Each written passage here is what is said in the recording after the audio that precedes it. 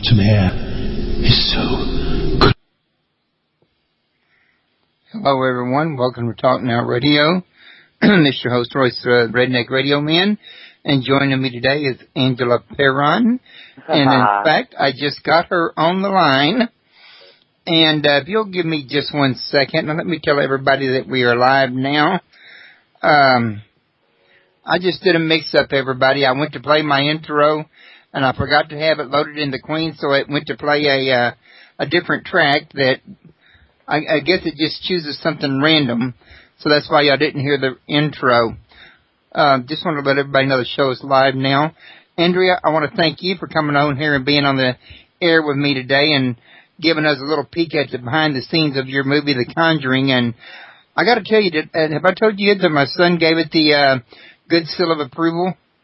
Oh, I didn't know that. Well, that makes all the difference. Yeah, to get a compliment from my son Josh on a horror movie is like next to impossible to do.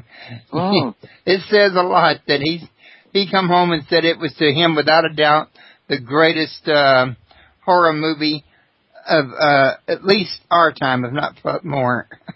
Oh, well, that's great. I'm so glad. I think it really is a stunning film. It really is. It's not only is it beautifully filmed, just James Wan did an extraordinary job with this movie.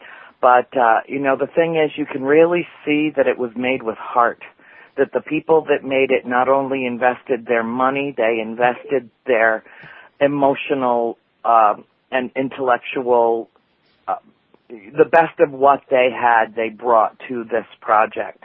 And to me, I'm so glad because it was really, Royce, I'm telling you, it was a huge, huge leap of faith to sign a contract blind and not know who I was handing the rights to our names and likenesses to.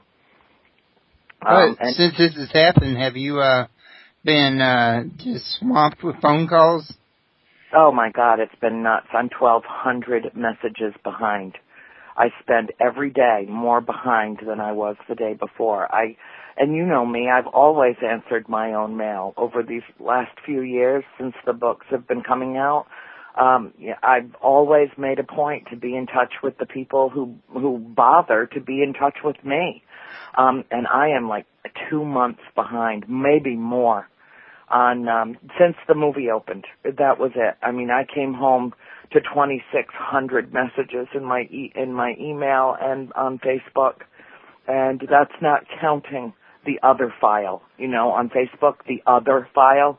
I mean, I know I've missed opportunities to do interviews. I know people have reached out to me through my website. I can't keep up. It is not possible for me to keep up with the influx of interest. I feel honored. Well, it's from all over the world. The only place that I haven't heard from, the only continent that I haven't been written from is Antarctica. Huh. They must be behind time. No. I know. Well, it's, those penguins. They just can't handle the pencil. I am sorry. I just had to go there. But I think you were tempting me on purpose. I did. Yeah, I set you up very nicely, and you fell for it. Excellent. We should take this on the road.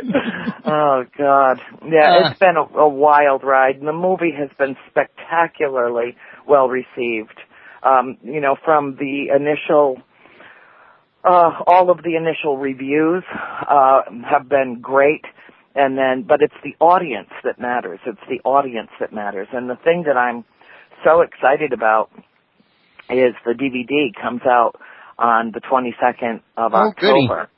Because I haven't got to see it yet. I don't get out much with my emphysema, and I've been kind of waiting for it to come to DVD to watch it here on my widescreen TV at home. And you say it's coming out the 20th of when now? The 22nd of October. Perfect.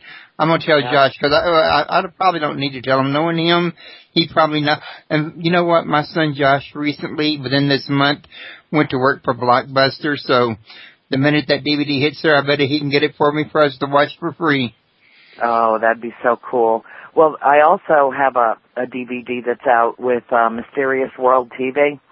Devin Belanger is owner of that network, and she has just done a remarkable job. She's turned out a number of fabulous DVDs, but she launched it in the United States with mine, and she did a distribution deal with Echo Bridge Distributing, and they are coupling my DVD with The Conjuring, so that you can not only see the movie, but you can also learn about the backstory as well. Plus, there's all kinds of extras in the DVD. There's interviews with my family members and myself, and all kinds of extra stuff in the package. So it's going to sell like crazy. You know, there's an awful lot of people out there that did not go see it on the big screen because they were too afraid to. They wanted to wait till the DVD came so that they could watch it in the privacy of their own homes on their big TV screens, where they could pause it if they needed to, they could leave the room, they could catch their breath, they could, you know, it really is, it's an amazing film. Now, there are discrepancies, you know, there are elements of it that were fictionalized. And there was a reason for that, because this story is so huge. Well, you know how huge this story is. There's no way that they could have condensed it into a 2-hour film. So they had all of Mrs. Warren's material to work with, and they had my material to work with. And they had to pick and choose what to do. And the screenwriters really pulled a thread from her story and pulled a thread from our story. And in the process, they weaved a whole new tapestry together. You know, there are discrepancies, like Bathsheba Sherman was not a witch to anyone's knowledge. There's absolutely no proof anywhere. She was accused of being a witch. That's different. You know, a baby did die in her care when she was a young woman, and in the film they've got it listed as 1863, her killing her own child. She was an old woman by then. She was way beyond childbearing years. You know, my mother doesn't bite, even when provoked. You know, there was no exorcism that occurred in the house. It was a seance that went wrong. And nobody did anything wrong deliberately. It just, all hell broke loose. It didn't happen in the cellar. It happened in the dining room. I was there. I saw what happened. There were, you know, a lot of discrepancies that, you know, we're portrayed, and I understand why they did it, but we're portrayed as a godless family, but that's not true at all. We were all born and raised and baptized into the Catholic Church. So, you know, there are a lot of things that are off about it. There's not a single scene from the books portrayed in the film, not one. Everything's been changed a little here or there, but here's the thing, the big picture. They got it just right to, you know, be able to tell the Warren story, and it starts with Ed and Lorraine dealing with some nurses who have a possessed doll called Annabelle. And so this film was actually designed to tell the Warrens' story and to tell it well. And that's one thing that I give them great credit for, because it really is a testament to the career of Ed and Lorraine Warren and how they didn't just try to help our family. They did thousands of investigations in the 50 years that they were paranormal investigators together. Sadly, Ed has passed away, but the last thing that he asked of Lorraine was if she would, while she is still on this earth, find a way to get this story told, because Ed and Lorraine both agreed always that of all the investigations that they conducted, the Perron family haunting was the most intense, compelling, disturbing, and significant of their storied career as paranormal researchers. To my knowledge, Lorraine is still carrying on the tradition of ghost hunting. That woman, there is no stopping her. You know, I won't divulge her age exactly, but she's in her 80s, and she's an amazing person in terms of what she manages to get accomplished on a day-to-day basis. And Warner Brothers had her all over the place when this film opened, and somehow she managed, and she kept pace with everything that was coming, and I'm very impressed that she was able to do that. I spent time with her twice, in last March and then in July when the film opened out in California. And she's sharp as a tack. She remembers everything that happened in that house, and even she agrees that what happened on the film isn't exactly what happened in the house, but it gives people a really big overview, and it answers, to a certain extent, it answers two very critically important questions to humankind, and that is that good conquers evil and love conquers fear. And those are things that we deal with in our mortal lives day to day. Every day of our lives, we are confronted by the manifestation of evil. All we have to do is turn on the TV, and we can see evil manifesting all over the world. But we also see the fight against it manifesting all over the world. It is, I guess it's the yin and the yang. It's the cross that we bear. It's part of who we are. Right. And some people, who among us hasn't ever done anything that they regretted? Even if it was just a little sin, even if it was just, who among us has never done anything that they felt sorry for? Deliberately hurt someone or, it's part of humanity. My mother has always said, she said, I wouldn't hurt a fly, but, well, that's not true. I've seen her kill lots of flies. But, the fact is that if something ever hurt one of her own, she went to war in that house. She went to spiritual war in that house to protect her kids. Now, I was going to say, I might tell somebody I wouldn't hurt a flea, but a roach is another story.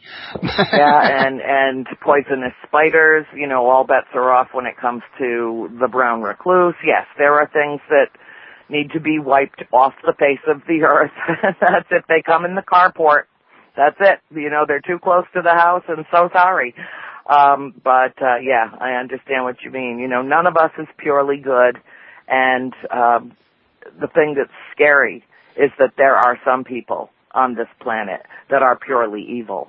And it is up to us, the peacemakers. And I'm a pacifist, I'm all for, I love the peace sign and I love what it stands for, and I hate to see war, and I hate to see, all of the pain and suffering in the world. But the pain and suffering will continue until those who are inflicting it are vanquished from the planet. Period. So it's an ongoing struggle, and I think that if we're pragmatic and we're realistic, then we all have to face the fact that evil is a daily part of our lives, whether we like it or not. And we don't like it. So we fight against it in every way that we can, but it still manifests, and it's still a part of humanity. Right. And I think that the movie really expresses that well.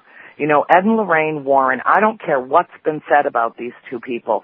All I can base my reaction to them, hold on a sec. All I can do is base my reaction to them on the interaction that I had with them. Right.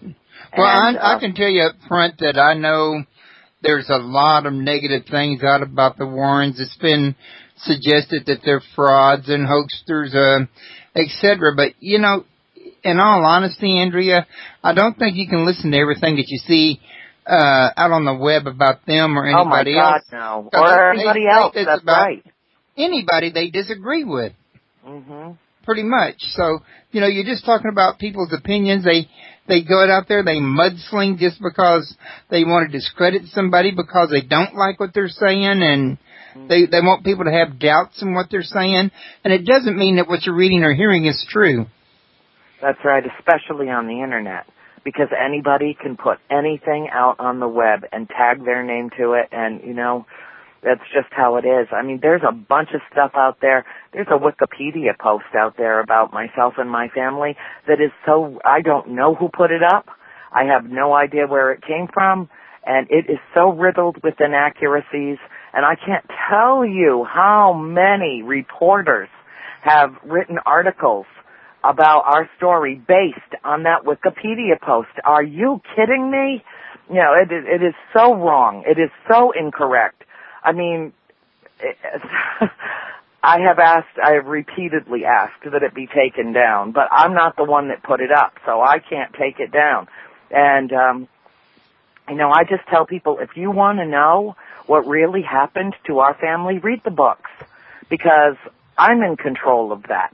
I wrote them. I know. That comes directly from the source. It comes directly from inside my family. And that's the only way anything that you want to know about this story is in these 3 books. And so that's where you go first. Okay, well, Andrea, I do have a question to ask you that may be a little difficult, may not be a little difficult, and that is not long after the movie come out, and you was on my show and you were telling me how that, James Wan and all the producers or whatever had went out of their way to protect the family that lived there and not let their information out. There was a post on Facebook and got around to a few other places that somebody had let the cat out of the bag and that these people were being, everything you said on the last time we talked would happen to them if people found out did happen. They just couldn't get no peace. People continually knocking on the door, harassing them. And do you know if there's any truth to that, or was that just propaganda, or? Oh, God, that was not propaganda. That was absolutely real. And some idiot in California did some research and got, I don't know how, but got personal information about the owners of the house and posted it on YouTube. And YouTube finally took that post down, but it took about 2 or 3 weeks. And, of course, that information got around. And, yes, they have been tormented since the movie opened, and I'm very, very sorry about that. We had absolutely nothing to do with it. In fact, I have tried to accommodate. If you look at my YouTube channel, you will see that I have made pleas to the public to leave them alone, to stay away from the farm, that, this couple does not deserve this. They've lived there for 25 plus years with no problem. There was no problem when the books came out. It wasn't until the film came out that all hell broke loose up there, and some moron took some kind of tool or a baseball bat or something to Bathsheba Sherman's gravestone because of a movie. Idiots. And, I put a video out and I said, I don't know who desecrated Bathsheba Sherman's gravestone, but she does, and woe be unto you. And I meant that, because she is an active spirit, and she got a raw deal. She got blamed for things that she did not necessarily do, and what she was blamed for in life, she's had to live with after death, and it's a shame, and it's a crime, and to have her, her tombstone's been there since 1885, and it's in pieces now, and for absolutely no reason, no good reason. And, for people to think that they can just go up to the farm and just walk on that property and trespass and go up to that house and take pictures inside that house through the windows and do what they're doing is beyond conscience. That's the lunatic fringe. Margie Mursky, my SEO administrator who monitors my web presence, she has done everything in her power to find wherever any post has been put out about their personal information, the address of the farm, anything, and wipe it off the internet. But it's gotten to the point where it's a full-time job to monitor. It's just ridiculous what people will do. And, my question to the people that do stuff like this, would you want this happening to your family? Would you want this happening to your own home? No, it's ridiculous, and it's a shame. Yeah, I thought it was pretty sad, and I thought to myself when I saw that you were going to be upset about it, because I remember last time you were on the show, you stressed how important their privacy was to you. This hasn't affected your relationship with these people, has it? Well, it's been difficult. It has been difficult, I will say that. So they kind of hold you partly responsible, even if you're not actively, because they figure that, even if you hadn't tried to, that if you hadn't went public, it wouldn't have happened at all, or something of that nature? Well, the problem lies in that in order to try to make this stop, the owner of the farm has posted some things that are hurtful, and we have, after years and years of being friends, have broken our ties because of it. Because what she's basically said is, go away, there are no ghosts here. And, this story isn't true. And you know what? This story is true. Yeah, well, I would imagine they felt like that might be the only way to get people to come, but she probably didn't realize is people wouldn't listen to that. Well, I have been completely, totally consistent about my story for 40 years. And, you know, she's on the record in a lot of places talking about the farm and, you know. Right. And, you know, when the movie comes out, say, no, I didn't mean any of that. You know, no ghosts here, go away. You know, and I understand that. I mean, if I were living at the farm, I can't say for certain that I wouldn't want to put the same thing out. But, you know, it's a leap to go from there are no ghosts here to Andrea's a liar. You know, I've never been called a liar in my life. And so that was very hurtful. And, well, they didn't film this movie at the actual house, did they? Pardon? No, they did not film it at the actual house. That much is good. Well, yeah, thank God. It was filmed in North Carolina. Sorry about interrupting you. I apologize. That's okay. No, that's all right. Go ahead. It's just how it is, you know, and I'm very sad about how things turned out, and I've spent a lot of time crying about it because that relationship was very, very important to me, and not just because it brought me access to the farm, Royce. It's because the people are important to me. And this change of this 180 has been a little difficult to swallow. But, you know, here's the thing. I'm not going to just lay down and say, you know, go ahead, you know, say anything you please about me or accuse me of this or that or the other thing. I'm just not. I will defend myself. Because the fact of the matter is, if someone calls me a liar, then they're calling my mother a liar, my father, my 4 sisters, and dozens of other people who had experiences at that farm while we were there, many of whom are mentioned in the books by name, who absolutely gave their permission for me to use their names. Right. Which is why a lot of people wouldn't listen to what they're saying. A lot of people just say, well, they just want us to quit coming out. They're just telling us anything to get us off their back, which, you'd be able to understand that. I do understand that, and that's why I pray for them every single day. That's why, in spite of the fact that our communications have come to an end, I still care, and I pray for them every day because they do not deserve this. Okay. Now, I want to remind everybody that if you want to learn more about Andrea, you can go to www.houseofdarknesshouseoflight.com, and you can also go to www.youtube.com/user/Andrea Perron. The A and the P are capitalized. I've also got those linked to on the page right underneath the chat room. If you want to scroll down, you'll see her description and her YouTube channel. And I think, there's even further down, her Warner Brothers link to the Conjuring information directly on that. And y'all can learn a lot more about her by doing this here. And I also want to take a moment to remind everybody, if you got any questions, the call-in number is 832-632-7904. And I'm going to take a moment here, get a shameless plug-in because I'm running out of time. In about roughly 11 days, on the 23rd, we're going to be having a contest. I'm calling it Dare to Scare. I'm looking for 5 people to be callers for October 23rd at 7 p.m. Central Time.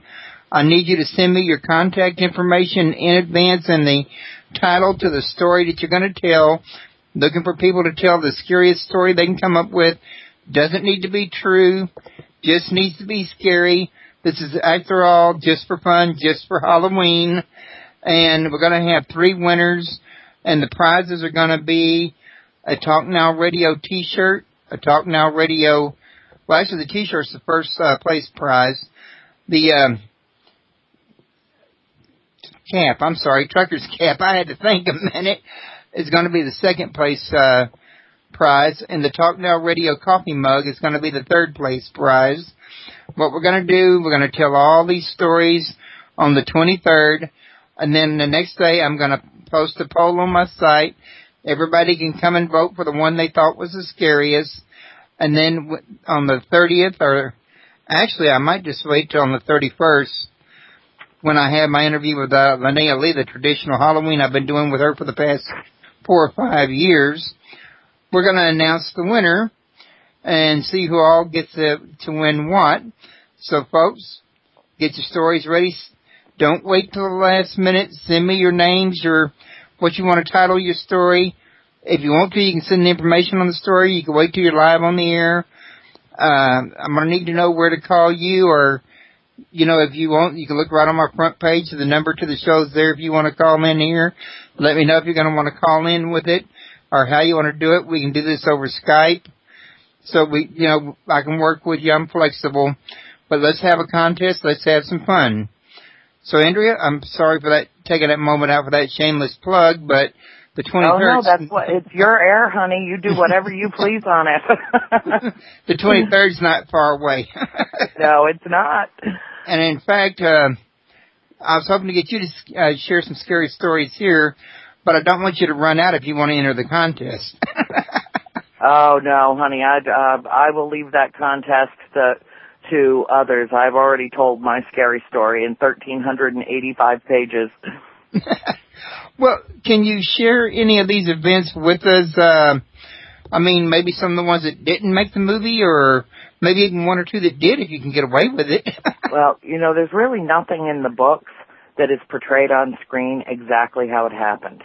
What they tried to do was amalgamate the story into, like I said before, there's just no conceivable way to cram this much information into a 2-hour film.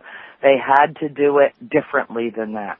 They had to do it so that it told a story not only about the Warrens, but also our story as well. And the only way that they could do that was to make a very brief storyline out of it, a brief period of time storyline, where we moved into the house, all these things started happening. My mother never asked the Warrens to come and help us. She didn't ask anybody to come and help us because she didn't know anybody in the paranormal community, or if there even was a paranormal community. And back then there really wasn't. There was just a few people, and she had no idea who Ed and Lorraine Warren are. Keith Johnson is actually the one who informed the Warrens of what our predicament was at the farm. And he's the one that brought it to their attention, and they came and sought us out. And it was right about now. It was just before Halloween in 1973. So 40 years ago this month. That would be a while. But then, too, you did say it was while you were a kid. So I was 15 or 14 when I met them, yeah. So what was one of the scariest things that happened while you were growing up? Well, the most horrifying thing that happened was what was represented as an exorcism in the film. And as I said earlier, it was a seance. The Warrens came, they brought a priest, a medium, a technical crew with them, with all state-of-the-art equipment, these big, on-the-shoulder cameras and tripods and everything. And it was the technical crew set up their equipment down in the cellar, and then we're taking photographs of this event. It was being taped. I don't know if any of it was ever salvaged. I have no idea if there's anything out there about that, but it was horrible. My sister Cindy and I snuck down the back stairwell, and we watched through a crack in the door at what happened. 4 of the 5 of us were home that night. April was upstairs, Christine was upstairs, and Cindy and I broke the rules and came down to watch what was going on. And the thing that was so horrifying about it is that, I cannot in an unqualified way say that my mother was possessed that night. My mother was certainly attacked that night. And for a brief period of time, she was taken over by something horrible, something that was truly evil, that I believe was not of this world. It spoke through her in a language that I have never heard on this planet. It caused her body to warp and twist in ways that a human body does not. It wound up into a ball. She screamed in agony, absolute agony, and